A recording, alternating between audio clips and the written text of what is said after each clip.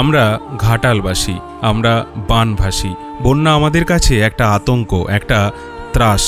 মাসের পর মাস জলের মধ্যে আটকে থেকে একটা চিঁড়ের প্যাকেট, একটা ত্রিপলি আমাদের কাছে যেন অনেক পাওয়া। যদিও এই ঘাটালের বন্যা প্রতিটি রাজনৈতিক দলের কাছে একটা ইস্যু মাত্র। রাজনৈতিক নেতা থেকে সমাজসেবী, ক্লাব সবাই নানানভাবে ফুটেজ খেতে ব্যস্ত থাকে বন্যা এলে। আর আমরা যারা বানভাসী তারা ব্যস্ত আমাদেরকে ছুঁড়ে দেওয়া ওই ত্রাণের প্যাকেট কুড়োতে।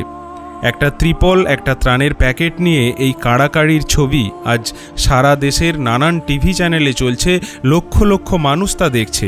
আর আমরা ঘাটালবাসী লজ্জায় মুখ ঢাকছি না। এটুকু পাওয়াও যে আমাদের কাছে অনেক পাওয়া। এগুলো না পেলে আমাদের আরও কষ্ট।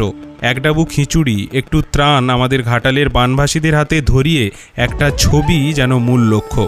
গরমের দুপুরে গরম গরম খিচুড়ি বানভাসীদের কতটা পছন্দের সে কথা কেউ জিজ্ঞাসাও করে না। তাতে আমাদের কষ্ট বা অভিমানও কিন্তু নেই। আমাদের পেট তো ভরছে, বাচ্চাগুলো কিছু তো পাচ্ছে। বছরের পর বছর ধরে আমরা সব হজম করেই আছি। আমাদের উদ্ধারে ঘাটাল মাস্টার প্ল্যান নাম একটা হয়েছে। এই বন্যায় ঘাটালের মানুষের হাহাকারের ছবি মুছে দিতে সে প্ল্যানের বাস্তবায়ন নিয়ে প্রশ্ন যদিও আছে। আমরা মনে প্রাণে চাই আমাদের এই কষ্ট, দুর্দশা, এই বন্যা থেকে মুক্তি। মাস্টার প্ল্যান বা অন্য কোনো প্ল্যানেই হোক না কেন।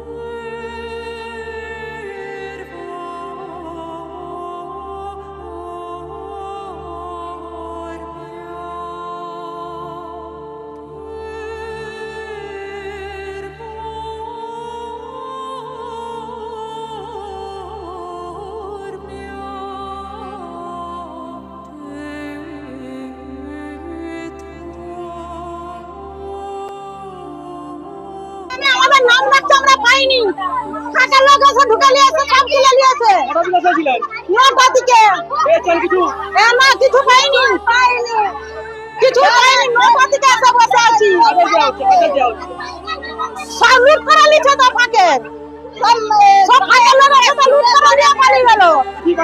না দিল্লি মাঝে একদম গরমের 30 বারে দিছে, বাঘটা বেরিয়ে গেল। হ্যাঁ আমরা তো সেই তারিখ